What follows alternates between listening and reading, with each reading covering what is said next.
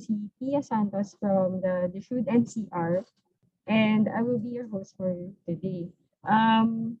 Start po muna tayo sa mga house rules. Kindly change your display name, for example, your LGU Pasay, and then your first name and then last name. And of course, this session will be recorded. And if you may please mute your microphone when you're not speaking. Questions and inquiries, kindly send it through our chat box, and we will address it during the open forum. So, first po, acknowledgement of participants lang po. Meron po bang pwedeng welcome sa participants from the planning, Pasay po? Sino po kaya pwede? Ma'am, ako na lang po. Sige, engineer, kayo na lang po, Engineer Acares. Good morning po sa lahat. Good morning po sa partners natin sa DHSUD. Nandito po yung mga departments and offices po sa City Government of Pasay. Nandito po yung sa amin sa City Planning and Development Office. Ako po si Engineer Achilles Rubiso, si Miss Maria Luna, si Engineer Ronald de la Cruz, and si Miss Tess Castillo. Yan. Sa naman po, sa City Assessor, nandito po si Mr. Anoy Malinaw. From DepEd naman po, nandito si Mr. Bayani Litus Ken. And from BPLO, nandito po si Mr. Sloan Tejada. And from DRRMO, nandito po ang kanilang head, si Dr. Carmelo Maranan. Kasama po sina Miss Lay Andrada and si Marlon. Nandito rin po. Marlon and the rest. From Treasurer's Office, nandito po si Mr. Lawrence Taka. And from Health, nandito po si Mr. Jojo Bitug. From Admin, City Administrator's Office, Miss Jean Dizon. From PESO, nandito po ang kanilang head, Miss Pilipinas Rosario Sampang. And from PSWDD, nandito rin po si Sir Pochoy Sahirul. And from Fire, Pasay Bureau of Fire Protection, nandito po si SFO2 Mary Jane Santos. Yun po, we're still waiting for the other participants to join us. Kabilang po yung Senro sa ating environment sector and other sectors as well. Yun po. Thank you, ma'am. Thank you, Engineer. Thank you po, Engineer. So to proceed po, welcome po dito sa CIDA orientation. We will start by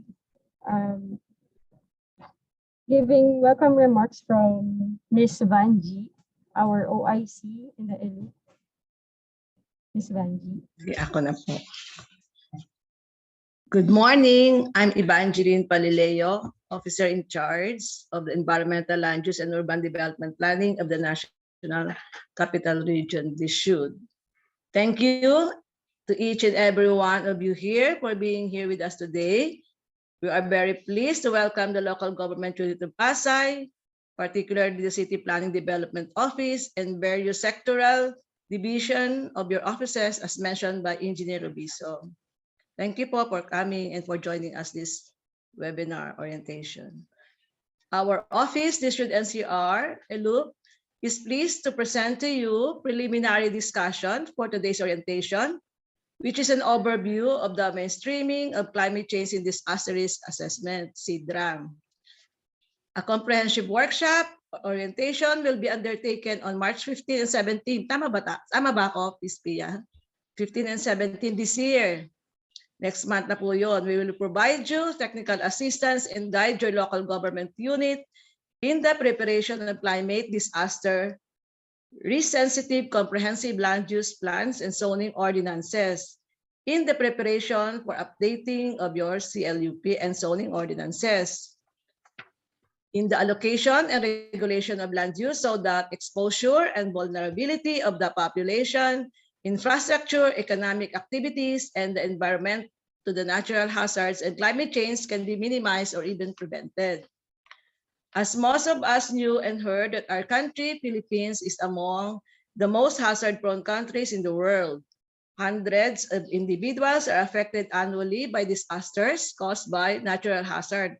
Recently, di ba, we experienced Typhoon Odette. Kaya lang sa ibang lugar naman yon. Climate change will increase the vulnerability of the communities due to potential impacts on economic, productivity, food supply, water availability, health concern. Naku, sabayan pa ng COVID-related pandemic na yon. And syempre, yung coastal and forest ecosystem degradation. Malapit kayo, may Manila Bay kayo no, sa Pasay. And by virtue of the HLORB, now, this should, ating board resolution dati, number 915, series of 2014, approving the supplemental guidelines for mainstreaming climate change, adaptation, and disaster risk in the Comprehensive Land Use Act. Included na ito sa ating Republic Act 11201, creation of the Department of Housing and Urban Development to organize this kind of orientation. So once again, it is a great pleasure to welcoming you to this online orientation. Thank you very much. I hope you enjoy and marami pong inputs and knowledge sa inyo. Thank you, sir. Thank you, everyone. Thank you po, Ms. Vanji, sa welcome remarks. Before po tayo ulit mag-proceed, pwede po kayang pa-open muna po ng mga cameras for group picture taking.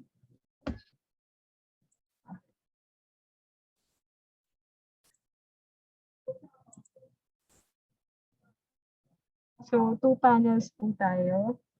First panel, 1, 2, 3. Okay. Wait lang po Okay po, for the second panel, 1, 2, 3. Thank you po. So, next po is a short message from... Teka muna, ask muna natin sila. Gising na ba kayo dyan, taga Pasay at taga Disud? Ready na ba tayo sa orientation? Yes. Yes po. Oh, Yes po, ready na. Nakapag-Starbucks na daw kayo. Nag-Starbucks ba kayo, ordinary coffee na lang sa office? Thank you. Thank you, everyone. Sige po. Engineer? Nagising na po. Yan. Thank you po sa lahat. Gising na po tayo lahat ngayon. A short message po from Engineer Achilles Robiso. Thank you, sir. Okay. Thank you. Thank you, Ms. Pia.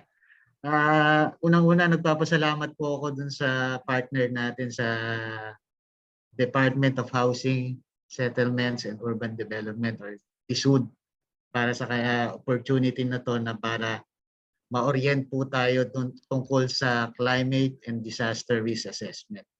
And good morning din po sa ating mga participants sa mga iba't ibang departments and offices ng Pasay City Government. Salamat po sa pagdalo nyo dito sa ating orientation. Ito po ay unang step lamang po dun sa ating paggagawa ng ating comprehensive land use plan. Kaya mahalaga po kasi itong proseso na pagdadaanan natin sa paggawa po natin ng ating CDRA or Climate Disaster Risk Assessment. So, ang resulta po nito ay i-incorporate po natin sa ating paggawa ng CLUP, which by the way is due for updating na po kasi ngayong year na to. So, kailangan po natin pagdaanan po itong mga proseso na ito sa ating paggawa ng CDRA. Way back in 2014, nakapag-training na kami nung Vulnerability and Adaptation Assessment na kinonduct ng UNDP. Hindi ko lang ma-sure sa inyo kung ano yung difference between the BAM assessment and the CDRA assessment. Pero siguro may similarities din ito yung dalawang assessment na ito. Kasi pareho ring ina-assess based on exposure natin sa mga hazards and risks na present sa ating locality. So yun lamang po at sana maging fruitful yung ating orientation ngayon and we look forward dun sa participation nyo po dun sa actual implementation ng ating SIDRA assessment. At maraming salamat po. Thank you. Sir, doon muna tayo sa ano yan, sa workshop muna tayo sir niyan. Syempre maraming trabaho natin, di ba, engineer? Sa March natin gagawin yan. Okay. Yes ma'am. Opo. Thank you, Thank you, Ma'am sir. Baji. Thank you po. Salamat po, Engineer Achilles. Para nga po matulungan kayo sa pag-conduct ng pag-process ng SIDRA, sisimulan po natin ang orientation with Engineer Christian Manuel with the understanding the fundamental concepts, terminology, and principles in SIDRA. At susundan po ito ng overview of the 5-step SIDRA process and SIDRA data requirements. Let me share yung magiging flow po ng program natin. So 10:30 to 11 with Engineer Christian and 11 to 11:30 overview of the 5-step SIDRA process by Ms.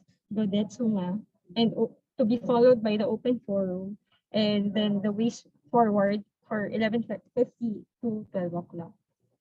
So without further ado, we would start the orientation with Engineer Christian Manuel.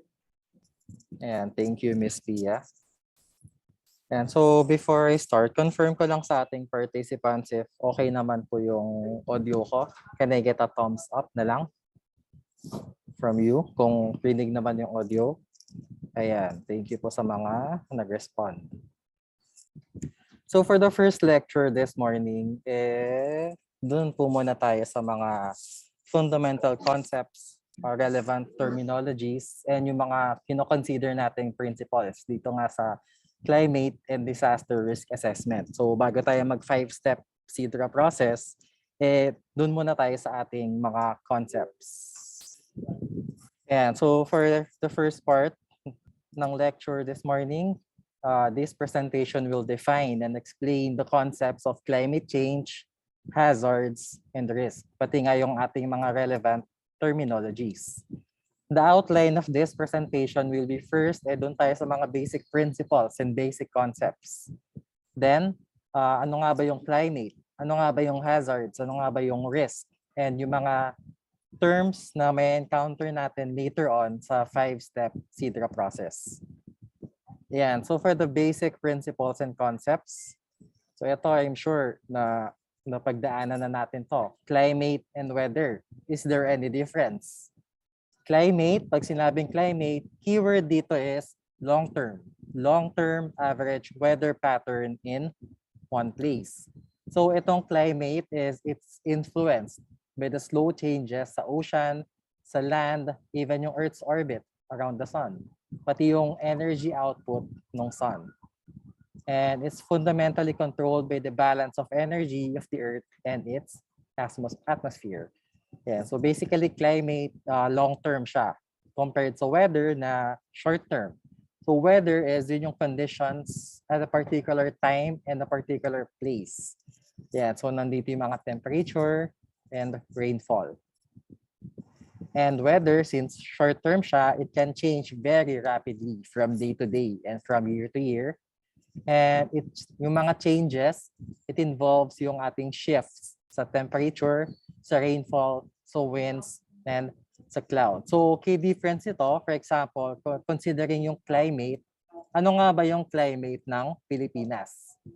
Well, ayon sa Pag-asa, yung climate ng Pilipinas is tropical and maritime. So, yung climate ng ating bansa, well, it can be divided into 2 seasons. So, seasons, mahaba siya long term. We have yung rainy season and yung dry season. Rainy season, June to November, and yung dry season ngayon, it's from December to May. So yun yung climate. Compared sa weather na short term, yung weather ngayon, for example, is, well, according sa Pag-asa, it will be partly cloudy to cloudy skies with isolated rain showers or thunderstorms. So ito yung weather ngayon sa Metro Manila, and it can change nga, sabi nga, very rapidly from day to day. Ngayon, partly cloudy, considering yung weather, for example, last week, yung weather last week natin is generally fair weather conditions. Ayan. So I'm sure clear naman sa atin yung difference ng climate and weather. Ayan. So isang titingnan sa climate is yung monthly average rainfall and temperature. So long term siya compared sa weather na short term. So it's a 24-hour weather forecast. Ayan. And doon naman tayo sa climate change. Ano nga ba yung climate change? Well, from the term itself, climate change, siya yung change sa climate. Ayan. Change in climate over time, whether due to the natural variability or as a result of the human activity. So this is based on the IPCC definition. So here's another definition. So climate change, it's the change of climate which is attributed directly or indirectly to human activity. So dito, may alteration tayo sa composition ng ating atmosphere. And it's observed over a comparable period of time. Ayan. So para mas maintindihan natin tong climate change, first is doon muna tayo sa tinatawag nating climate system. Yung climate system, isa siyang interactive system. And meron siyang 5 components as you can see sa inyong screen. We have yung atmosphere, hydrosphere, cryosphere, biosphere, and yung land surface. Yan yung mga components ng ating climate system. And itong 5 components na to, meron silang mga interactions sa isa't isa. For example, dun muna tayo sa atmosphere. Atmosphere, it is said na ito yung most unstable and rapidly changing part ng system. So, for example, nung bago pa lang yung Earth, iba yung atmosphere noon compared sa what we have now. Yeah, it's changing. And familiar ba kayo kung ano yung most abundant na gas sa ating atmosphere? Meron bang may idea sa ating participants? Ano ba yung pinakamaraming gas sa ating atmosphere? Ang pinakamaraming gas, most abundant gas, is yung nitrogen. So nitrogen, I think 78%. So more than 3/4 ng atmosphere ay may nitrogen. And yan, marami ding other gases. We have oxygen and so on. And meron din tayong mga greenhouse gases. So yung greenhouse gases, would you believe na less than 1% lang sila dun sa atmosphere? Less than 1% lang sila, pero ang laki ng role nila sa energy budget ng ating Earth. Ayan. So yun yung sa atmosphere. For the hydrosphere, sa hydrosphere, ito yung ating mga liquids, liquid surfaces, pati yung subterranean waters. So kasama dyan yung mga rivers, mga lakes, mga oceans. And yung ating mga bodies of water na to, sinasabi na meron silang large thermal inertia. Pag sinabing thermal inertia, law of inertia, di ba yung an object in motion stays in motion, an object at rest stays at rest. So pag sinabing thermal inertia, it's relating to temperature. Ibig sabihin, mabagal yung pag-increase or pag-decrease sa temperature. So yun yung isang property ng mga oceans. I mean, kaya nga tayo, kapag nasa beach tayo, for example, di ba? Kapag noon, yung sand, yung lupa, mainit siya apakan, pero yung water is hindi malamig siya. Kasi mabagal siyang uminit. Mabagal yung kanyang increase sa kanyang temperature. And itong ating mga large bodies of water sa hydrosphere, malaki yung role nila kasi pinipigilan nila or dinidelay nila yung mga strong temperature changes sa ating Earth. So sinasabi na itong mga oceans natin, regulator sila ng Earth's climate and source sila ng natural climate variability. Yeah, so malaki yung roles din ng oceans natin dito sa climate system. Doon naman sa cryosphere, so ito lang yung mga ice sheets. Ice sheets sa Greenland and sa Antarctica. Yan, yung mga snow, mga sea ice. And ito, may role din sila kasi yung mga ice na yan, yung mga snow is very high yung kanilang reflectivity sa solar radiation. Yan. So, nire-reflect nila yung solar radiation. And like the oceans, malaki rin yung kanilang thermal inertia. Mabagal yung kanilang change in temperature. And isang role din nila kasi ice sheets nga sila, it's basically solid na water. So pwedeng maka-affect din sila sa ating mga sea levels once mag-melt yung mga to.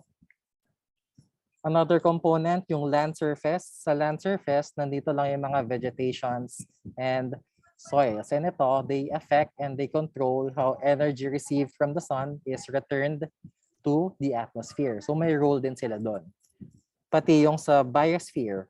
Yung biosphere, ito yung mga plants and animals, marine and terrestrial. And may major impact sila sa composition ng ating atmosphere. And they also influence dun sa uptake and release ng ating mga greenhouse gases. Yan, so ito yung climate system and its components.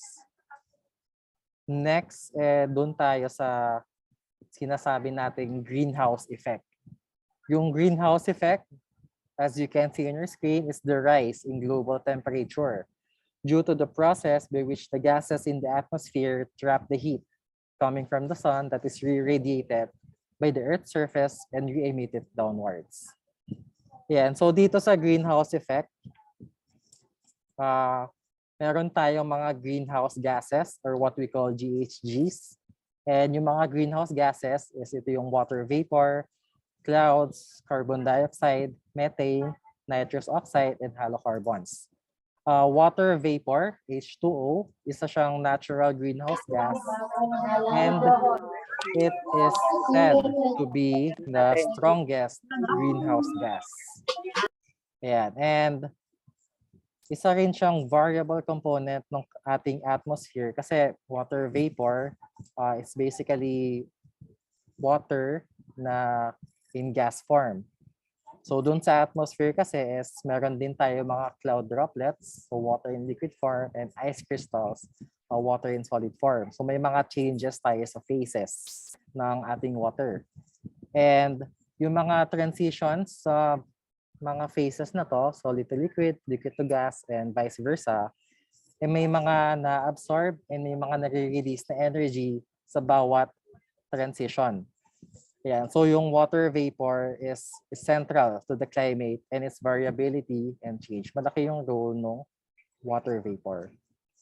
Yeah, so ito yung para mas ma-gets natin yung greenhouse effect. Sa mga drivers dito, kapag magpa-park tayo sa isang open area, kadalasan, pipiliin natin mag-park sa may puno or sa may shade.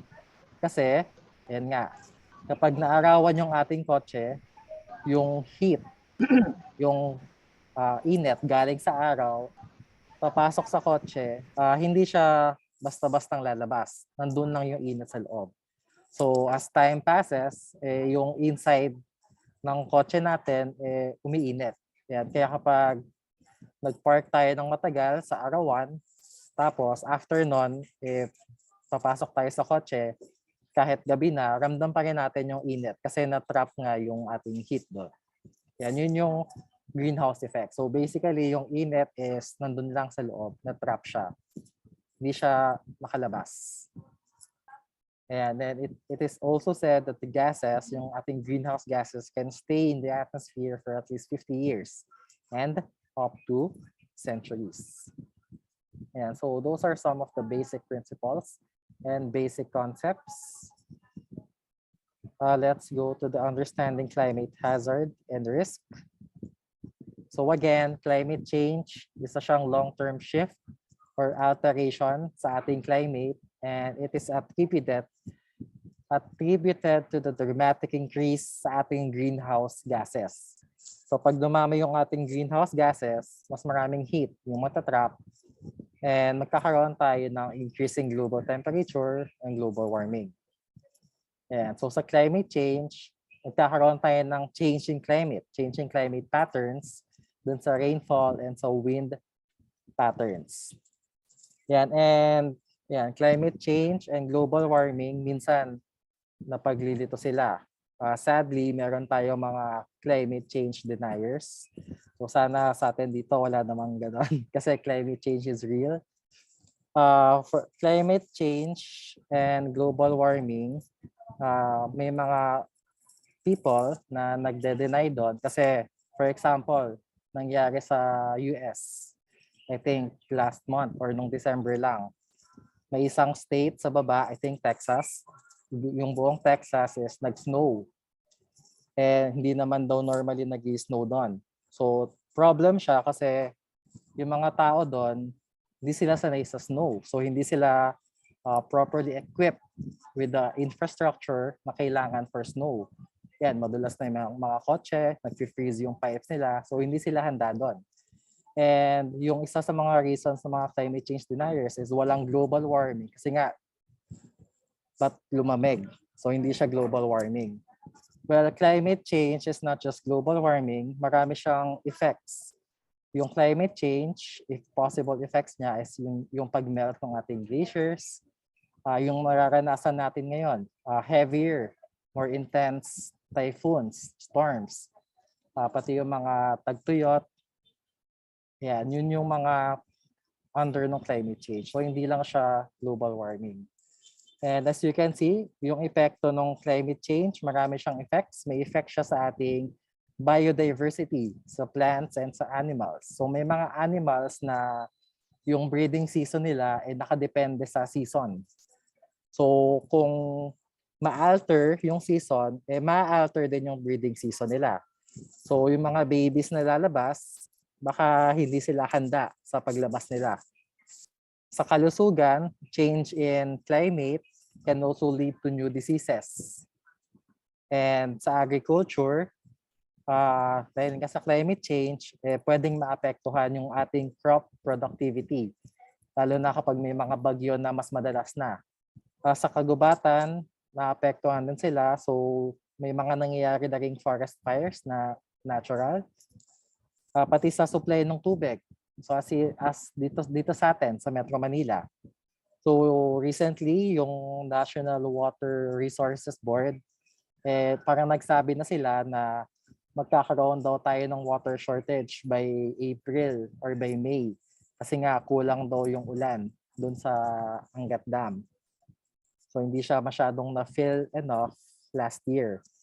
So dahil doon, possible na mag-ration tayo ng tubig or magkulang tayo ng tubig. And yung mga ating pangisdaan, maapektuhan din yung kanilang productivity, yung harvest sa ating mga fish. And so that's climate change. And for here, ito, pinapakita lang na yung sa global warming, nagkaroon ng increase sa global mean temperature. As you can see, paakyat yung graph. Tataas ng tataas yung global mean temperature from yung pre-industrial time. Yeah, so global warming is nangyayari siya. Now, let me introduce to you dito sa IPCC, yung ating Intergovernmental Panel on Climate Change. IPCC isa siyang international body for assessing the science related to climate change. So, 1988 pa siya nag-exist, and itong kasing IPCC, gumagawa sila ng mga assessment reports. And yung mga ginagawa nilang reports, it provides policymakers throughout the world with regular assessments of the scientific basis ng climate change, yung impacts and future risks, and options for adaptation and mitigation. And so since 1988, kung mga assessment reports, I think ginagawa siya every 5 to 8 years, depende. So meron palang 5 assessment reports na nagawa. Yung 6, may yung first part ng report, ayan, it was released last year, I think August 2021. And I just want to introduce yung mga key points, mga key takeaways doon sa 6th assessment report nung IPCC. Ayan. So ito yung sa recent report nila, ito yung cover. And yan, so itong mga reports nila, ang maganda kasi dito is as time passes, mas nag-i-improve yung technology natin, which means nag-i-improve yung data gathering, yung paggawa ng mga models. So mas naiintindihan nila kasi sila yung gumagawa nito yung climate natin. Mas nagiging advanced yung mga climate simulations, yung mga pag-aaral sa rainfall, sa wind patterns, and sa ocean or current patterns and so on. Yan. So yung mga key takeaways dito sa recent report, sa current state of the climate, it is said that human influence warmed the atmosphere, ocean, and land. Ayan. So dito sa recent report, parang mas na-establish na key factor yung human influence kung bakit ba umiinit yung ating mundo. Ayan. So sa mga human activities, mas naging warmer yung ating planet.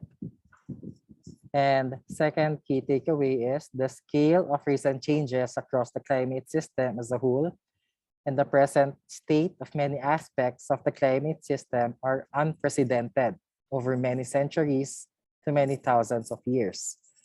For example nito, yung carbon dioxide concentrations sa atmosphere.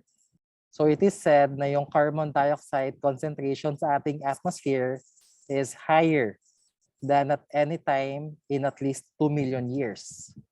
Yeah, so for over 2 million years, ngayon yung may pinakamataas na carbon dioxide concentration. And yung global temperature, as you can see sa graph kanina, since 1970, ang laki ng tinaas niya compared sa other periods. Another key takeaway is human-induced climate change is already affecting many weather and climate extremes in every region across the globe. I think ito, na-experience na natin yung frequency and intensity ng mga heavy precipitation events. Yeah, mas intense na yung ating mga bagyo, hindi lang dito, kundi pati sa other regions. Pati yung mga heat waves sa ibang bansa, mas nagiging intense na rin yung kanilang mga heat waves and flooding. Yeah, dun sa possible climate future naman, it is said in this report that the global surface temperature will continue to increase until at least 2050. So ito, yung global warming, itong 1.5 degrees Celsius to 2 degrees Celsius, yung baseline natin dyan is yung pre-industrialization level. So 1850 to 1900. Yeah, so from that time, madadagdagan yung global mean temperature ng 1.5 to 2 degrees Celsius. It will be exceeded during the 21st century. Yeah, so basically, yung temperature ng Earth is tataas siya. Tataas siya nung tataas dahil nga sa mga nangyari before.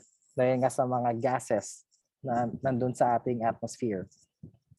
And then, many changes in the climate system become larger in direct relation to increasing global warming.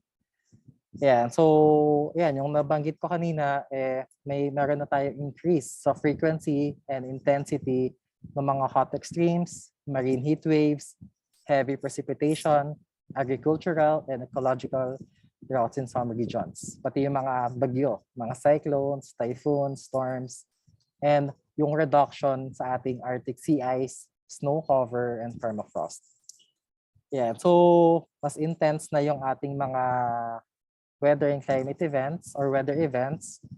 And isang effect niyan is, of course, yung food and water shortage. Kasi maapektuhan yung agriculture and maapektuhan yung ating water supply. Third is yung continued global warming is projected to further intensify the global water cycle, including yung kanyang variability, global monsoon precipitation, and yung severity ng wet and dry events. So, support lang nung sa sinabi ko kanina na mas intense na and mas frequent yung ating mga weather and climate events.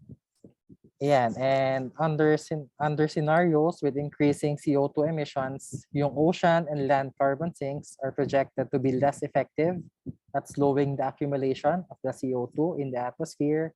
And yung mga changes due to the past and future greenhouse gas emissions, it is said na irreversible sila for centuries to millennia, especially yung changes sa ocean, yung pag-melt ng ating ice sheets, and yung pag-rise ng ating global sea level. So basically, yung mga ice, mga glaciers natin, they will continue to melt for decades or centuries. Yung ating sea level, it will continue to rise throughout the decades. Yan, yun yung sinasabi dito na parang yan, mangyayari talaga siya. So siguro, how quickly na mangyayari to is depende sa mga next steps na gagawin ng mundo. Yan, so ito yung recent IPCC report. So medyo ano siya, grim. Pero mas magandang aware tayo dito para alam natin and mas maging careful tayo sa ating mga next steps. Yan. So sa Philippines, same lang din naman yung annual mean temperature as with the global mean temperature, pataas siya ng pataas throughout the decades. Yan. So the most recent cold years have been relatively warmer than decades ago. Yan. So for the observed climate of the Philippines, si Pag-asa is meron siyang 2018 report on the observed climate trends and the projected climate change in the Philippines. So ito, maganda siyang source para sa ating climate projections. Ayan, so dun naman tayo sa hazards. Pag sinabing hazards, ito yung kanyang definition.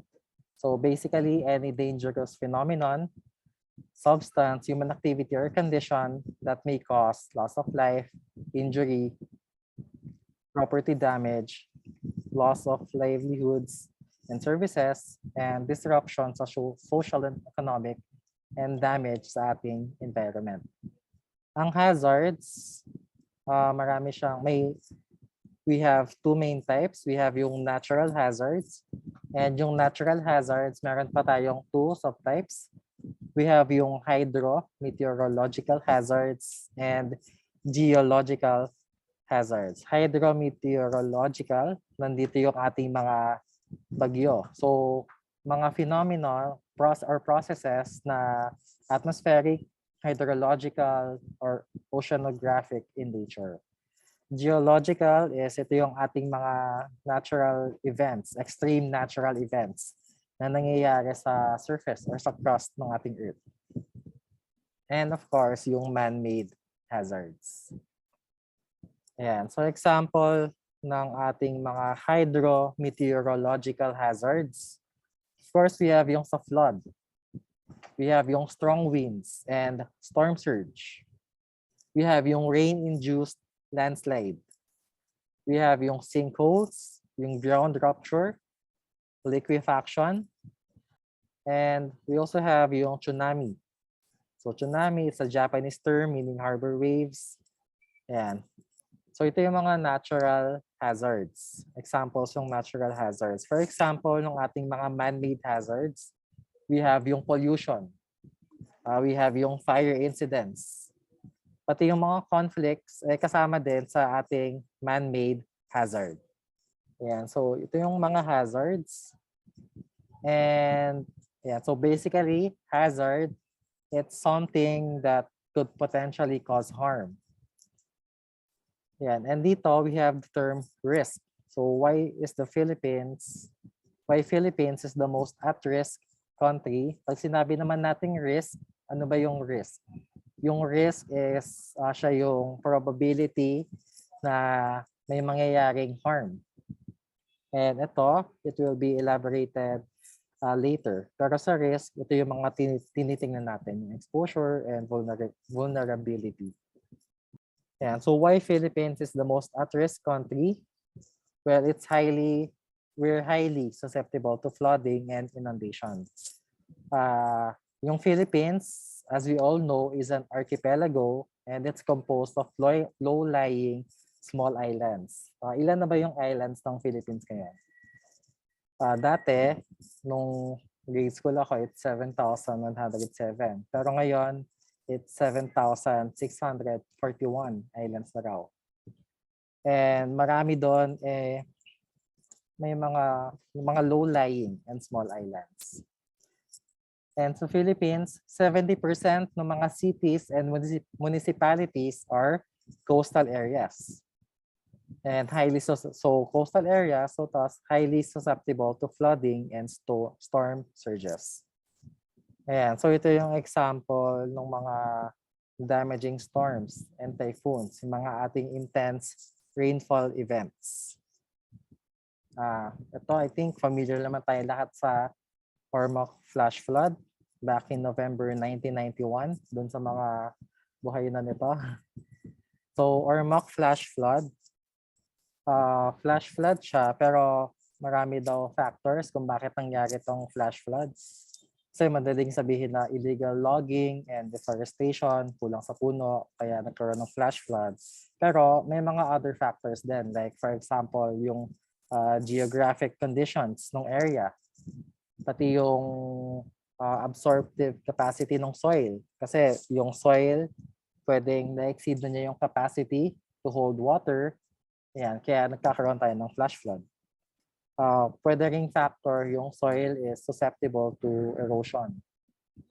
Ayan, so other flash floods is yung sa Infanta and Aurora back in December 2004, sa Panawan Island noong 2003, and yung sa Southern Leyte na flash flood back in 2006, and yung sa Camiguin back in 2001. Yeah, so ito I think familiar tayo, Typhoon Ondoy. Ondoy, naapektuhan niya yung Metro Manila. So itong Ondoy, sinasabi na it's a once in a lifetime na typhoon kasi nga sobrang intense niya. And may mga naging unexpected factors din back then. Kasi yung Ondoy, yung dala niya na ulan, equivalent daw sa 1 month na ulan. Which I think hindi ata nasabi ng Pag-asa. Pero at that time din kasi is kulang yung instrument ni Pag-asa kaya hindi nila na-predict yung rain volume. And Ondoy, marami ding factors aside sa kanyang maraming dalang ulan kung bakit naging intense yung flooding. Kasi factor din dito yung mga flood control structures, kung gaano sila ka-effective. Pati yung flood control structures and flood control facilities. Pati yung kanilang kung clear ba sila kasi yung iba is puro basura, yung iba is may mga illegal settlers na mas nagpapanarrow doon sa daanan ng tubig. Ayan. Yun yung mga kailangan ding tingnan. Typhoon Pablo. So ito, more on sa Mindanao siya. As you can see, Davao Oriental. And Typhoon Pablo or Super Typhoon Pablo is said to be the strongest tropical cyclone to ever hit the island of Mindanao. So isa siyang category 5 na super typhoon. And ayan, mabilis yung kanyang winds. And like Ondoy, it was an unprecedented occurrence. Yung huling bagyo na katulad dito sa Mindanao, yung last na ganon is over a century ago pa. Ayan, so dahil nga over a century ago, yung mga tao is they were taken aback, nagulat sila kasi wala pa silang any previous experiences sa ganun kalakas na bagyo. Yan, kaya may mga deaths and damages tayo. And Yolanda. So Yolanda is said to be one of the strongest storms ever recorded. And ito, I think after nito, doon sumikat yung term na storm surge. Kasi nung report din is hindi familiar yung mga tao sa storm surge. Kasi kadalasan kapag bagyo, ang pinaghahandaan natin ay yung wind and yung ulan. Yung storm surge, foreign concept pa siya nun. And dahil doon, yan, malaki yung damage and maraming namatay. Kasi hindi familiar yung tao sa back then. Yan, so siguro isa sa mga kailangan din dito is yung kung paano i-communicate yung mga terms dun sa ating mga constituents, dun sa tao, para mas mapaghandaan nila ng maayos and alam nila kung ano yung i-expect sa mga hazards na to. And as said earlier, dun sa IPCC report, more disasters will come due to extreme climate events. And now let's go to why is the Philippines prone to hydrometeorological hazards. First is we have steep mountain terrains, so prone to landslides, prone to erosion, and mas mabilis yung daloy ng tubig downstream. Then we also have vast plains, which is prone to flooding, and coastal areas. Yan, marami tayong coastal areas na prone to coastal erosion, to tsunamis, and storm surge. Now, why is the Philippines prone to geological hazards? First is nandun tayo sa Pacific Ring of Fire. And dahil doon, marami tayong volcanoes. Yan, so we have 300 volcanoes, of which at least 23 are active. Baka yung iba, pa-active pa lang, di natin alam. And dahil nga sa Pacific Ring of Fire tayo, yung earthquakes, may experience talaga natin. So it is said na merong 20 recorded earthquakes every day. At least 200 felt per year. And for the past 400 years, 90 yung damaging na earthquakes. Yeah, so mga factors on why the Philippines is hazard prone. First is yung deforestation. Dahil sa deforestation, pwede tayong magkaroon ng siltation ng rivers and streams kasi wala nang mag-hold dun sa ating soil. Mas madali silang matransfer or matransport. And siltation, so pwede rin magkaroon ng clogging ng waterways and poor drainage in urban areas. Also, factor din yung poor selection of settlement areas. For example, yung mga ating informal settlers, kadalasan, nandun sila sa ating mga water easements, which is dangerous. Kasi nga, tumataas yung tubig and pwede silang matangay ng agos. Another factor din yung improper construction ng houses and buildings. Ayan, so think just recently sa Mindanao, may nag-collapse na tulay. Ayan. Kailangan proper yung construction para mas handa dun sa mga hazards. Ayan, so this is understanding climate hazards and risk.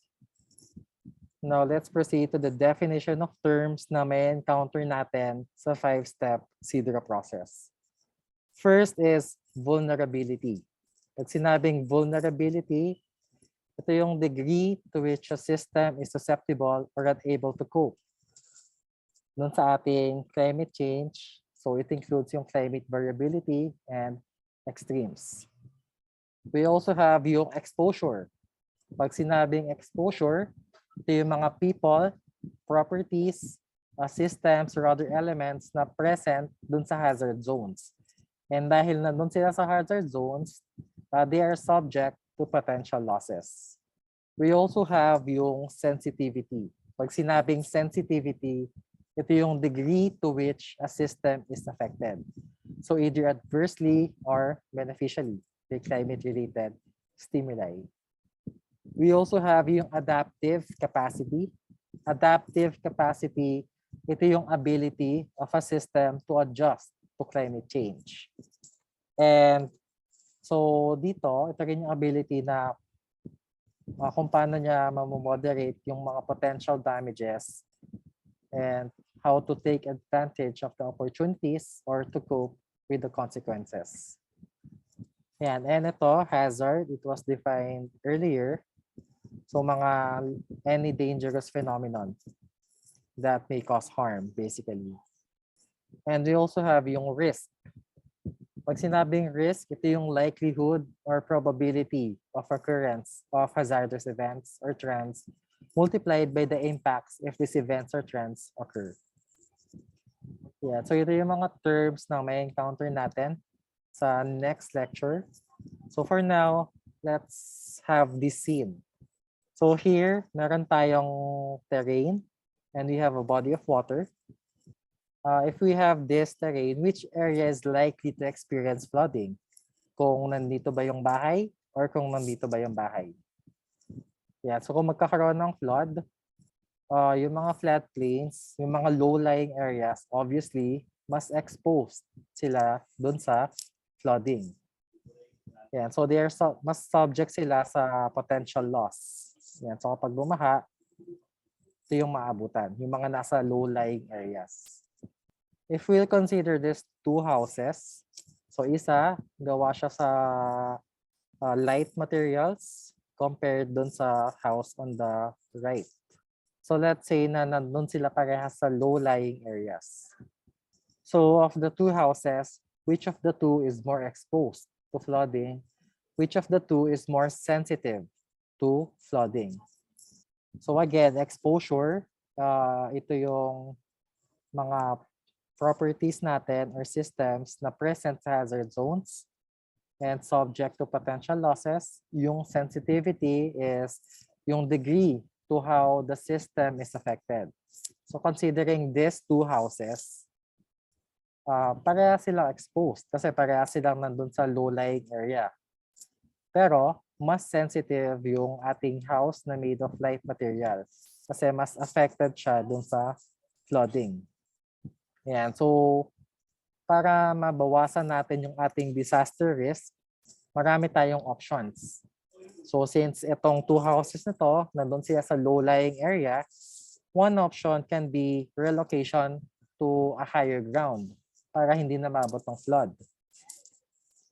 Another option is adaptation by increasing yung height ng house. Yeah. So, ito yung ilan sa mga strategies na pwedeng gawin. Kung consider natin yung tao, so let's say we have these two families. Comparing these two families, yung family sa right is more well off compared dun sa family sa left.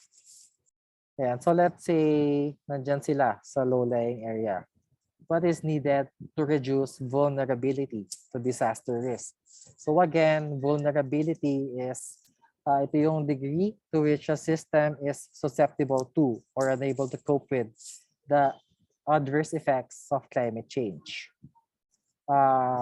Mas vulnerable, of course, yung ating family sa left kasi yung bahay nila, as you can see, is mas maliit, mas mababa, so mas vulnerable sila.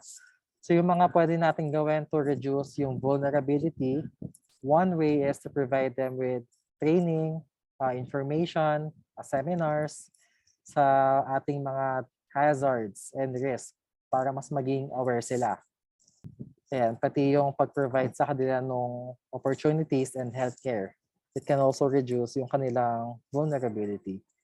Pero most importantly is yung sa information na ma-absorb nila, information na magigets nila.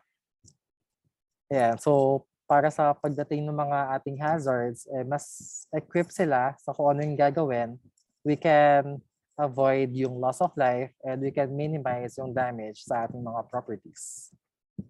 Yeah, so ito yung ating mga relevant concepts, terminologies, and principles.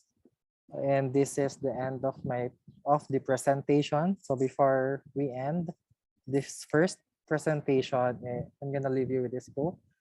Going back to the basics strengthens your foundation. Ayan. So if may questions po tayo, i-chat na lang natin sa ating chat box or we can raise them later. Ayan. So thank you for listening and thank you for your time. So, salamat Christian sa informative na presentation. Check lang po natin kung nandiyan pa po yung mga participants natin. So again, salamat sa informative na presentation mo, Christian, pertaining to climate hazards and disaster. So, salamat din sa pag-explain ng mga terminologies na gagamitin sa CDRA process. Parang bumalik lang tayo sa mga science subjects natin nung high school at college, no? So, sino po dito sa ating mga participants ang paborito yung science subject? So, show of hands nga po. Ayan, parang wala pong mahilig sa science subject. Baka po kasi nakalimutan natin yung mga important topics na tinakil po natin sa mga science subjects natin. Salamat kay Christian or kay Kuya Kim sa pag-review sa atin. Tandaan lamang natin na laging lamang ang may alam. Ramdam na nga natin ngayon ang epekto ng climate change. Hindi na ito may iwasan. Kinakailangan maging handa tayo sa anumang sakuna given na yung Pilipinas ay prone sa mga bagyo at sakuna. Upang maging handa tayo sa mga sakuna, i-discuss ni Godet ang process ng SIDRA at data requirements na makakatulong sa pag-prepare ng ating loop. So, Godet? Excuse me. Sige po, ma'am. Pwede bang mag-break or mag-continue si Odette? 5 minutes, participants? Baka may time silang mag-ano? Sige po. Okay, sige po. 5 minutes. Ask mo sila kung continue. Oo. May note ka, Miss Pia? Allowed ba natin 5 minutes break? Sige po. Okay, basa ka na. Thank you. We're going to 5 minutes na break po. Okay, so we're back. Sana nakapag-CR na po tayong lahat, nakapag-freshen up, nakapag-kape. May I ask po for the participants to turn on their videos. Check lang po kung nandyan po kayo. Pabukas lang po ng video. Ayan. So, majority naman po nandito pa. Proceed na po tayo sa overview ng 5-step SIDRA process at SIDRA data requirements by Ms. Godet. Godet. Thank you, Miss Pia. So, clear po ba yung audio ko? Okay naman po. So, good morning po sa ating lahat. And today, I will be sharing with you the overview of the SIDRA methodology or the SIDRA 5-step process. So, kung nakapag-SIDRA training na po kayo before, baka maaalala nyo na 6 steps siya before. So, nagkaroon po tayo ng mga revisions and updates since nagbabago-bago din naman po yung mga climate, disaster, and hazards natin. So, yung presentation ko din po ay with the guidance of USAID nung nagkaroon po kami ng training of trainers. At magkakaroon din po kasi ng bagong tool na gagamitin natin for SIDRA. Yan. So, we have 5 steps in our climate and disaster risk assessment.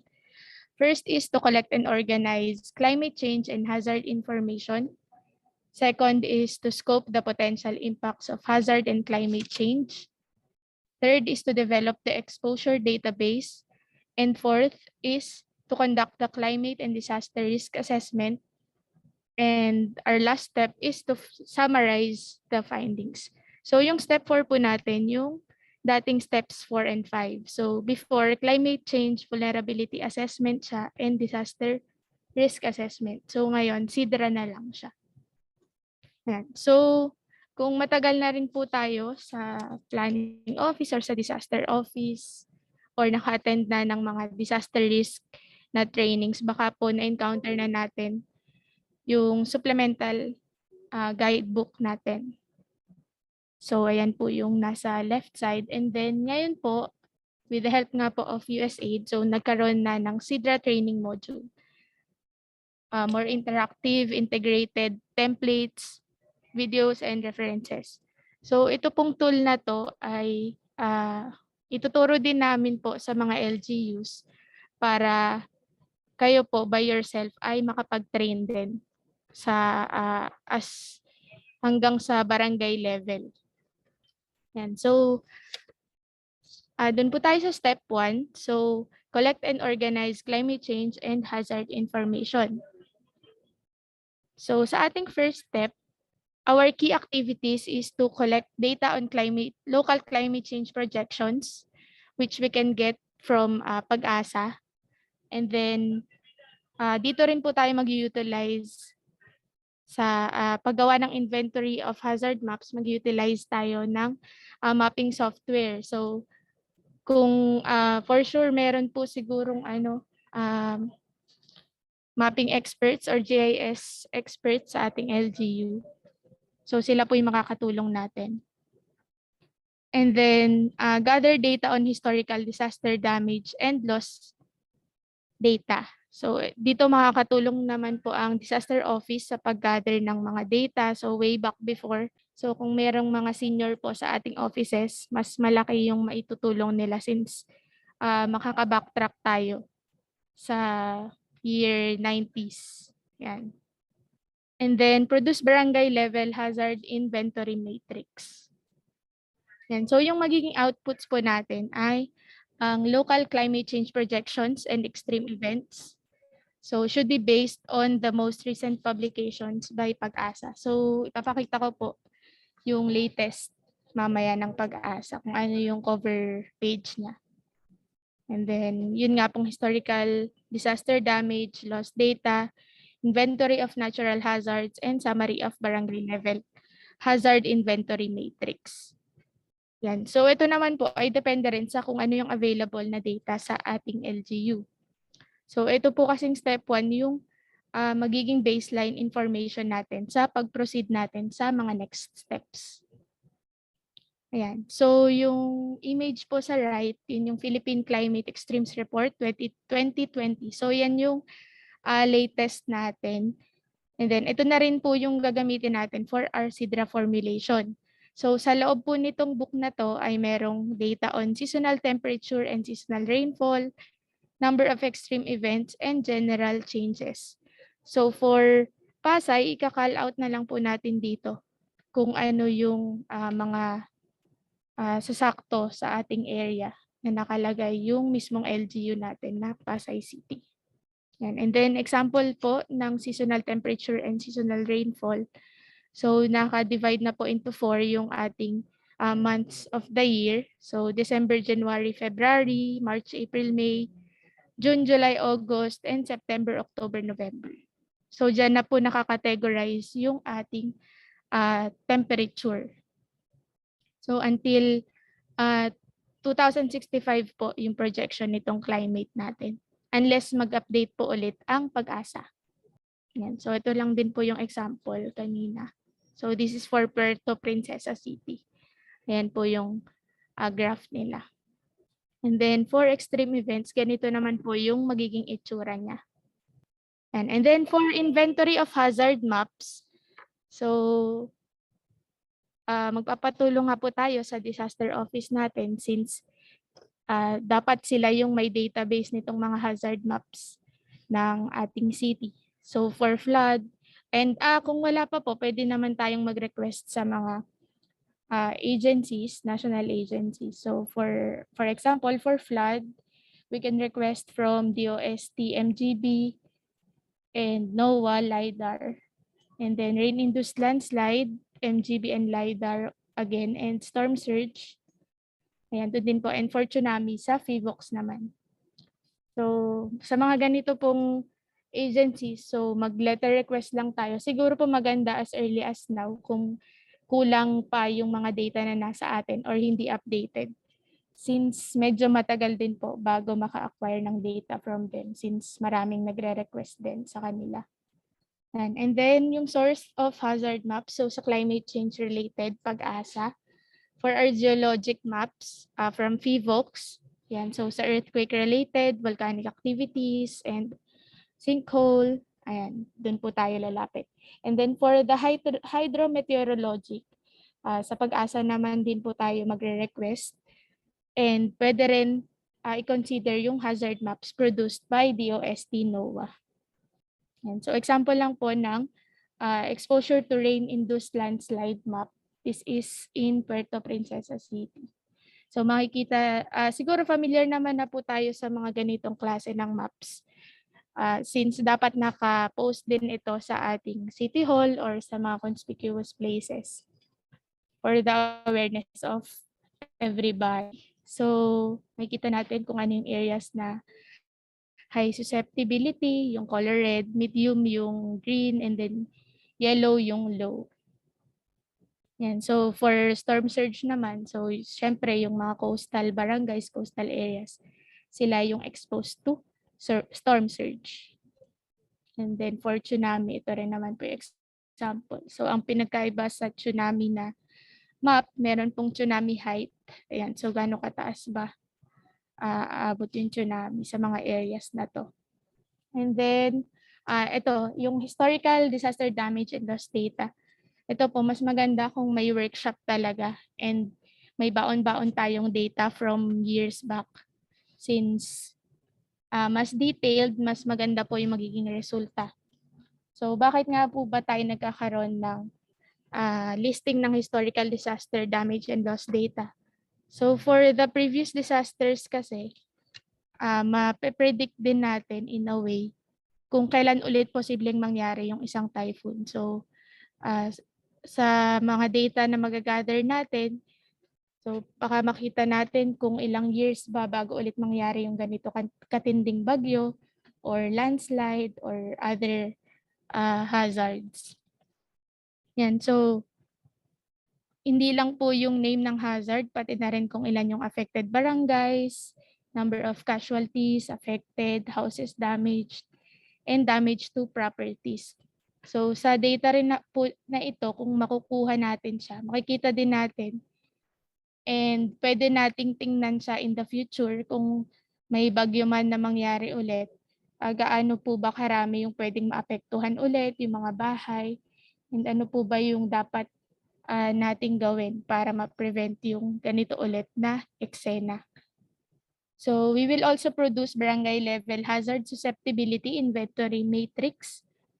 So ito po yung examples. For example, Barangay Masigla is an urban barangay. And yung actual na exposure niya sa hazard ay sa storm surge, sa landslide, and may other hazards pa. So ito po yung by checking lang, titingnan din natin kung ano yung actual na nangyari. So dito po may involve yung ating mga barangay captains or representatives para mas totoo yung data na magagather natin. So for the second step, we will scope the potential impacts of hazards and climate change. So ito yung expected effects sa city kapag, for example, nag-increase yung temperature. So magkakaroon kasi tayo ng climate impact chain analysis na ganito yung magiging itsura. So this is also a workshop. So kung yung sa March po natin na activity, magkakaroon tayo ng workshop with the TWG ng SIDRA. And then summary of potential impacts of climate stimuli and hazards on exposed units. And then, ito po yung magiging output niya, impact chain diagrams, itong picture na nasa kanan. And then, yung summary, which is in a table form. So, ito po yung impact chain diagrams, and ito yung magiging table. So, yung diagram ay i-translate natin into table. Yun po yung second step. So, yung steps 1 and 2 is dedicated for the climate projection, for the hazards, and its effects and impacts in our city. So for the third step, exposure database development, ito po yung mas detailed na and mas marami tayong data na kailangang i-collect and i-encode. So for our third step, we have to build a database for the 5 exposure units. So first is the population. For the population, yung settlements, yung vulnerable people affected within the area. Second is the urban use area or kung saan yung commercial, industrial, institutional, and other land uses exposed to the hazard.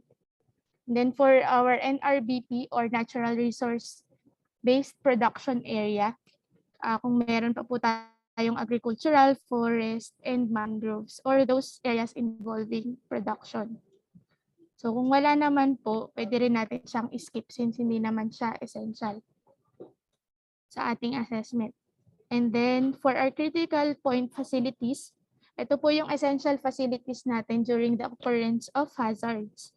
So kasama po dito yung mga public schools, barangay health centers, hospitals, and other establishments. And then for our lifeline utilities, ito naman po yung utilities din na essential kapag nangyari yung isang hazard. So this include roads, power, water networks, and communication facilities.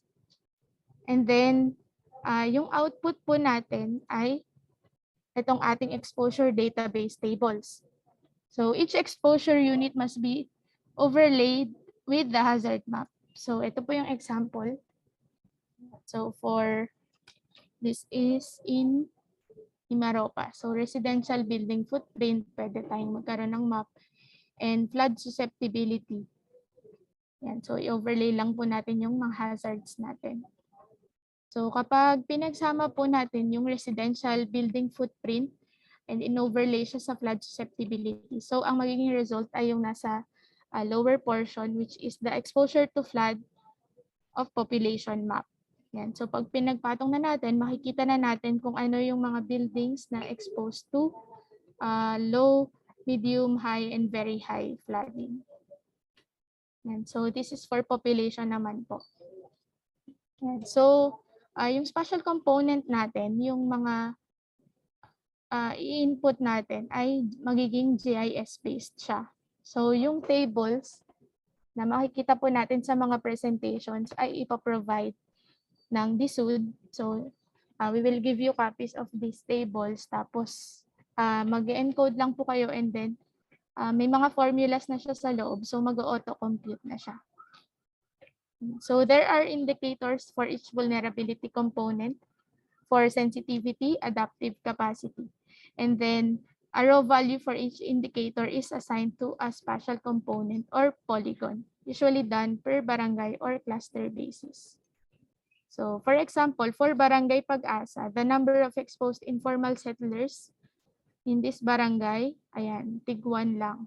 So bakit dalawa pa yung nakalagay na values pero isang barangay lang?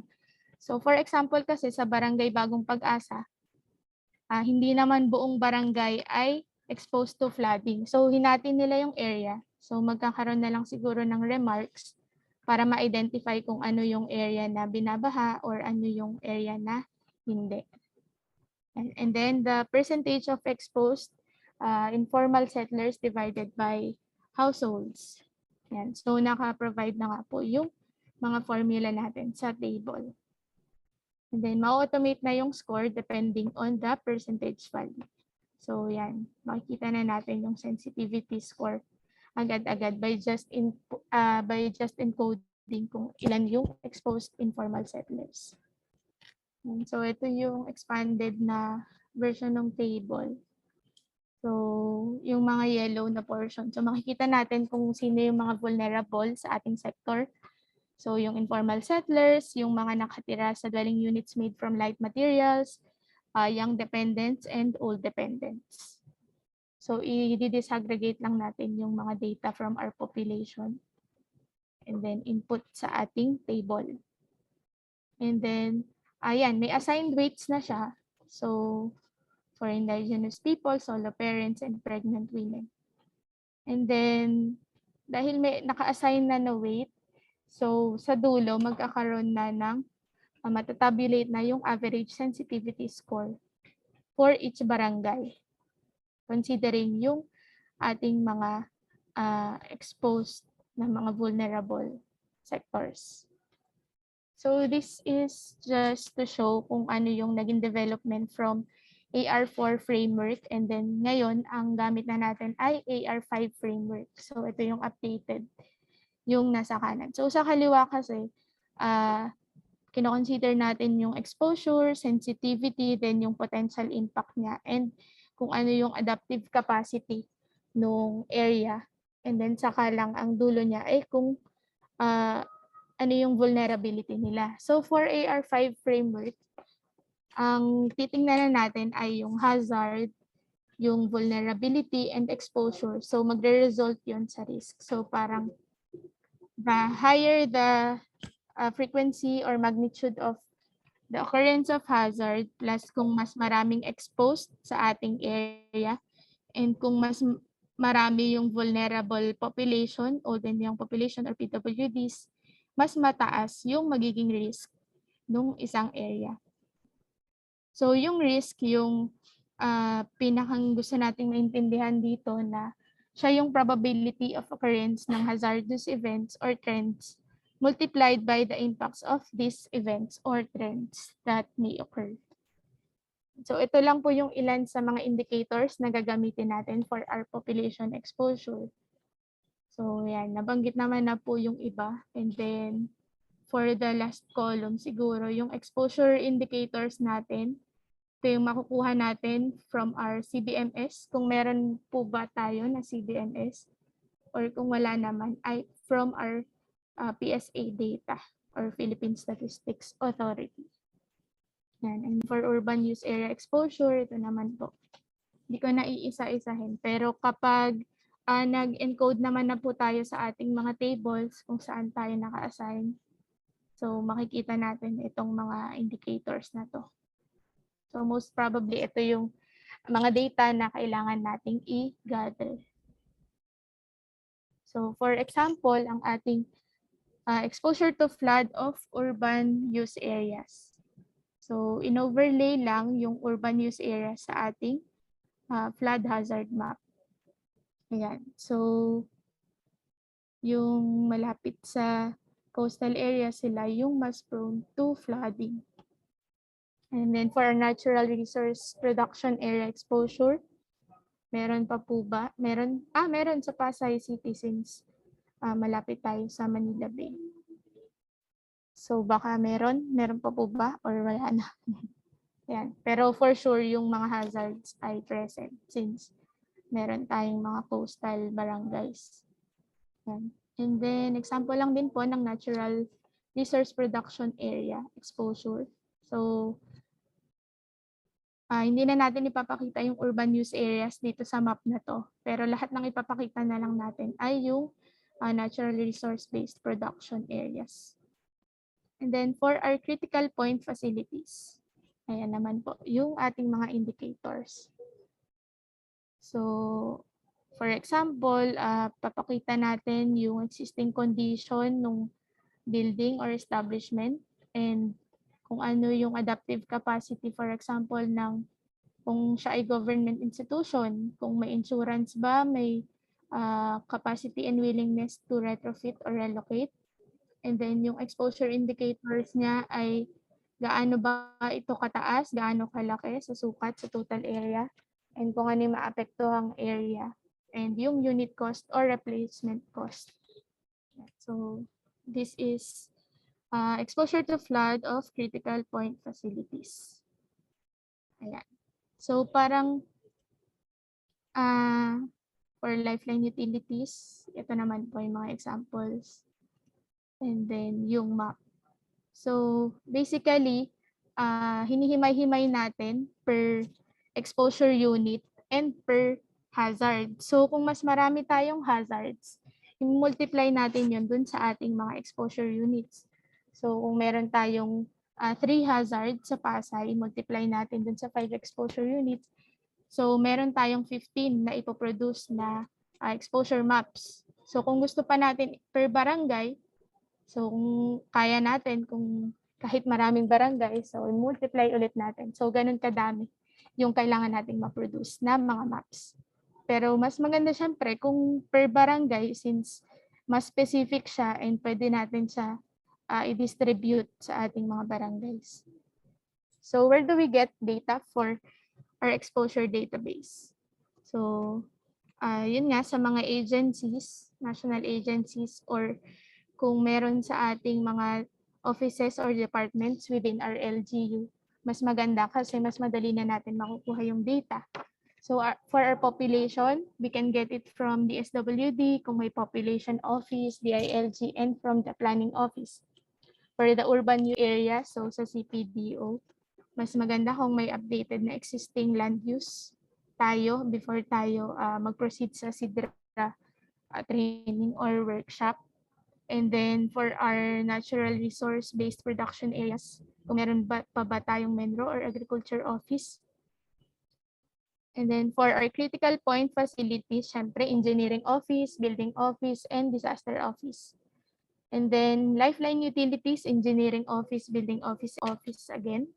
And then for the other elements exposed to hazards, so agency depends on the elements at risk identified. Then, so natapos na tayo dun sa steps 1 to 3. So for our step 4, this is where we compute the risk for the exposure units. And then yung output natin ay yung ating risk maps. Ayan yung nasa kanan and yung tables natin. So, makikita natin dito, may naka-assigned na score. So, 13 to 16, 8 to 12, 3 to 7, 0 to 2. So, yan yung mga naka-assign per risk category. So, kung ano yung mapoproduce natin dun sa mahabang table na pinakita kanina. So, dun sa presentation kasi, medyo pinutol-putol lang yung table. Pero in reality, mahabang table talaga siya para makaproduce tayo nung mga scores na to. So, for example, kung yung isang barangay, yung Bagong Pag-asa, ang resulta niya ay maging 14, yung kanyang risk score. So, pasok siya sa very high risk. So, yung level of risk niya may corresponding din. So, intolerable na siya. And then, ipapakita din kung yung level of land use control ay, ayan, so non-complying and prohibited na yung land use dun sa area na yun. Ayan. And then, makikita natin low, moderate, high, and very high. So, ayan yung example ng map. So, merong area na dito sa naka-highlight. So, merong high risk and may low risk dito sa pinakakanan na barangay. Ayan. So, ito ay sa Municipality of Opol, Misamis Oriental.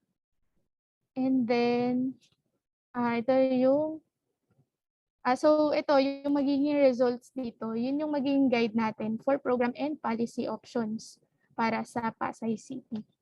Kaya mas maganda na may updated tayong climate and disaster risk assessment. And so ito lang yung mga example sa formula.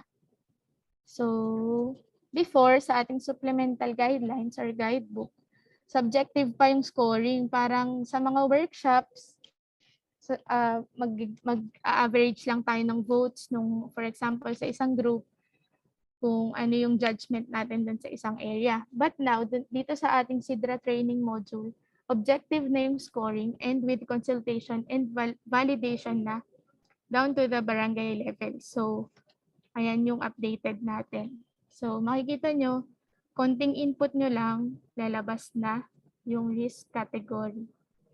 And hindi siya katulad nung nasa left na kung ano lang yung sariling judgment ng mga nag-a-attend sa workshop. Yan. So, ganyan siya ka-specific. So, yung exposure to hazard score, magnitude score, exposure score, vulnerability score, severity of consequence. So, magto-total siya sa risk score and then makikita yung risk category. For example, yung first ay moderate and yung land use control niya ay restricted discretionary na. So, yung level of risk ay tolerable. And so, ito yung mga formula. So, vulnerability is computed as sensitivity score plus adaptive capacity score divided by 2. Yan. So, kung makikurious tayo, ano nga bang formula nitong mga nasa tables? So, baka din makapag-delete tayo ng formula sa table. So, pwede natin tong balikan. Yan, naka-indicate naman siya. So, yan yung column ng vulnerability. So, next, exposure score is computed as exposure to hazard times magnitude score. Ayan naman yun. And then for third, dito naman siya makikita. Ayan, para hindi kayo maligaw. So, meron siyang guide. And then, ito yung mapoproduce natin na table. So, ito na yung climate and disaster risk assessment table natin. So, for example, if, sa moderate, so yung severity of consequence na score niya, severity of consequences, so hindi siya ganun katindi dahil nga moderate. So, greater than 5 to 10% of affected population in need of immediate assistance. So, for example, yung isang barangay, si Barangay 1 ay nasa moderate risk. So, ito yung possible na kailangan nating paghandaan. So, yung 5 to 10% na affected population in need of immediate assistance. So, for urban use areas naman, 10 to 20% of non-residential structures are severely damaged. So, ganyan. Yan, nakikita nyo yung pwede nating maging interventions or kung ano yung kailangan nating i-consider para mapaghandaan natin yung mga hazards. So yun yung purpose kung bakit tayo nagko-compute and inaalam natin kung ano yung risk score ng area sa ating city. So, ayan. So, risk score is severity of consequence multiplied to likelihood of occurrence. Ayan naman. So, ito yung risk scoring guide natin and risk categories and level of land use control. So, sa darating nating 4D workshop, mas madidiscuss yung mga ganitong technical na mga tables, computations, kung paano mag-input ng data. Yan. So, doon natin mas maiintindihan kung ano yung ibig sabihin ng mga values and data na pinapakita natin sa presentation na to. Yan. So, comparison lang din sa before yung supplemental guidelines natin. 6x4 risk scoring siya. So, mas mas komplikado. And then yung ngayon natin, 4x4 risk scoring na lang siya. So doon na lang tayo sa rare, unlikely, possible, and likely yung occurrence. And so pag natapos na tayo sa steps 1 to 4, so yung last step natin is to summarize the findings. So yung findings natin, it will lead to policy interventions for our city. So we will identify the major decision areas and identification of risk management options. Yan. So, yung mga naka-red, sila yung mga major decision areas. So, baka posibleng ito yung mga areas na maraming vulnerable, mababa ang adaptive capacity, and exposed sa ating mga hazards. So, yung outputs natin ay kung ano-ano yung major decision areas natin and our tables detailing situational analysis and DRRCCA strategies. So, sa right side, yung table natin, makikita natin yung kada exposure unit. So, mag-identify tayo ng major decision areas. So, for example, sa population, isa lang yung MDA for urban use areas. Baka 3 yung MDA natin. And then, yung situational analysis. So, ito yung magiging result niya. At least 30 houses are exposed to greater than 1.5 meter flood height and 0.5 to 1.5 meter storm surge. So, ganito siya dapat maging ka-specific. So, once na mangyari yung hazard, alam na natin kung ano yung magiging possible na situation. So, yung policy intervention naman para maiwasan natin yung impacts ng hazard. So, example ay risk avoidance or elimination through relocation of households living in fragile shelters without support mitigating measures. So, kung yung major decision area natin, maraming naapektuhan doon, kung pwede namang i-relocate, so mas maganda siya dahil hindi na natin kailangan pang isipin kapag nangyari yung hazard kung anong gagawin natin dun sa mga affected sa area na yun. Yan. So, example ng exposure to flood of population showing yung major decision areas natin. Yan. So, meron silang 4 major decision areas. So, kung mapapansin nyo, yung mga MDAs na to, sila yung merong high and exposed yung mga buildings, yung mga residential areas. Yan. So, madami sa portions nila ay may exposure ng flood susceptibility na high. Ayan. So, most likely sila yung mga magiging major decision areas.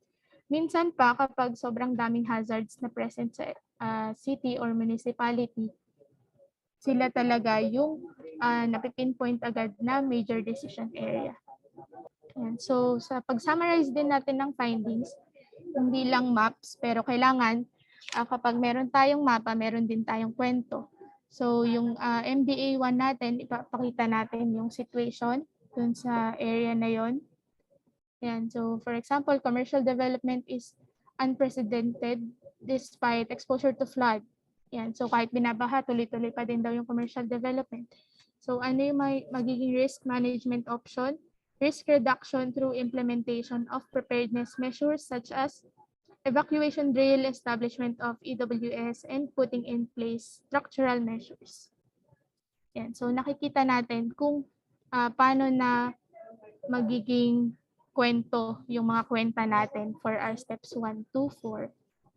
Yan. So showing lang ulit nung 6-step process natin before na ngayon ay 5-step process na siya pero may additional na 4 steps, which is yung step 6, yung compiling ng SIDRA results. Step 7 ay mainstreaming ng SIDRA sa ating comprehensive land use plan. And step 8, monitoring and evaluation for our SIDRA. And our step 9 ay SIDRA communication plan. So, baliwala yung SIDRA natin kung mananatili lang siyang mga libro na nakadisplay sa ating offices. So, kailangan i-mainstream natin siya sa CLUP and then i-monitor and evaluate din natin. Mamaya yung SIDRA na nagawa natin ay outdated na pala, may panibago ng hazard or may panibago ng mga major decision areas. And then SIDRA communication plan for the purposes na mas maintindihan siya ng ating mga constituents down to our barangay levels or for our constituents. Ayan. So yun po yung 5 steps ng ating SIDRA. Thank you so much po. Thank you, Ms. Godet. Ang haba po ng analysis ng SIDRA natin, no? So sa workshop natin, Robisto, sa workshop natin, dyan po talaga matututukan at siguro yan, maiintindihan naman po pag actual na natin. Pina-process na natin, inaano nito yung SIDRA process. Let's give an applause to Ms. Godet and Engineer Christian. Thank you sa inyong lecture. Siguro po naging fruitful ngayong araw na to ang inyong. Pasensya na, sayang, di bali makikita-kita naman po tayo sa sa March. So Ms. Pia. Ayun po. So, thank you po sa pakinig po sa ating mga speakers for today. So, let's proceed po for sa open forum. Meron po ba tayong mga katanungan from the planning, Pasay planning? Mahirap ba? Madali. Mahirap madali ang pag-process ng SIDRA, LGU Pasay, and mga sectoral ninyo dyan? Kayang-kaya nyo yan. Kayo naman nakakaalam actually sa inyong sectors. Opo, ma'am. Natutuon dito yung yung kahalagahan po ng data na dapat available for the Kung walang data, wala tayong ma-access. So yun, opo, importante. Importante po yun, yung mga data from the offices and from the other departments. Sir, may CBMS na ba ang Pasay? Meron na po. Very good. Meron na po. Opo, maganda po. At least mas madali pong May comment po sa ibang ninyo, sectors ninyo? Ay, kailan po kaya ma'am yung Sir Engineer, yung CBMS, yung latest natin? Anong year po? Yung latest po namin, 2018. Pwede na siguro. Pwede po yun, opo. Konti lang naman difference sa population din yan dito. Engineer Christian, may gusto kang sabihin? Yun lang po siguro. Handa na lang po ng data natin as much as possible. So yun po talaga yung kailangan. Sir, bago tayo magsimula ng workshop, sir, nakita niyo po yung diniscuss ni Ms. Godet kanina. Sana mapalabas po natin yung mga data rin naman ngayon by sectoral ninyo. Makakaya natin before March 15, 17. Opo, ma'am. Sige po. We'll take note of that. Mga data. Okay. Salamat po. Meron pa pong ibang magka-question. Magtanong naman po kayo. Sa ibang sectors po, any comments? Ano pa po ang pwede niyong Baka po may gusto kayo itanong, baka may datang na wala kayo dyan or ano, nagagamitin natin base dun sa assessment na pinapakitang table ni Godet. Ay, ako po, ma'am, na lang muna magtatanong. Sige. Engineer Aquila, so meron po ba kayong GIS expert sa office or sa LGU mismo? Meron naman po. Ay, Ilan po kaya, sir? Sa office namin, isa lang. Dalawa. Okay po. Tapos, sir, ano pong gamit nilang software? QGIS po ba or ARC? May ArcView. ARC po. Okay po. Tapos, sir, meron kayong updated na existing land use? Yes, ma'am. Opo. Po. Ano pong year, sir? Hanggang ngayon, hanggang 2022 yun. 2020. Okay po. Sige, sir. Existing land use po, Opo. 2021 po? Or 2022. so lately nyo lang po in-update? Sige po. Hindi, yung scope ng plan is 2014 to 2022. So, Baka, 20 sir, nasa isip nyo ay zoning map po. Pero yung existing land use map po kaya? Yung Meron- kung ano meron yung din. current use. Meron din po. Meron din po. Gagamitin din po kasi natin sa workshop. ano pa requirements natin, Ms. Godet? Sa list natin. Yung hazard map siguro, ma'am, na shape files. Yung dati. Secure na sila. Yung specific po sa Pasay. Ilan po ba ang hazard, sir, meron sa sa Pasay? Pag na-check na siguro nila yung barangay ko baka wala pa silang data, sir. Engineer, wala pa, no? Na-identify nyo na po ba? Meron po dati na na-identify kami. Oo. Meron Yung po. di ba may DRRM kayo? Ang tawag doon, yung nyo? Prime office po. Opo, meron po.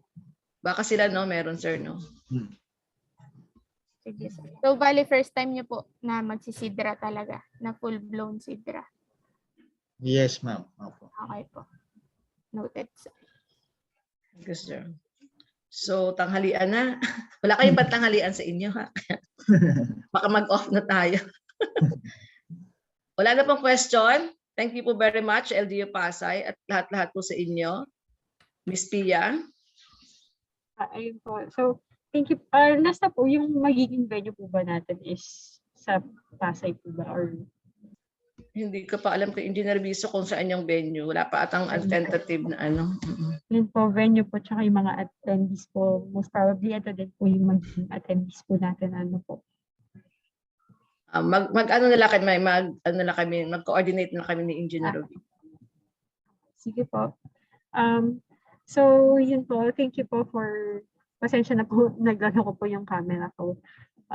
Thank you po for attending this orientation. Sana po marami po kayo natutunan.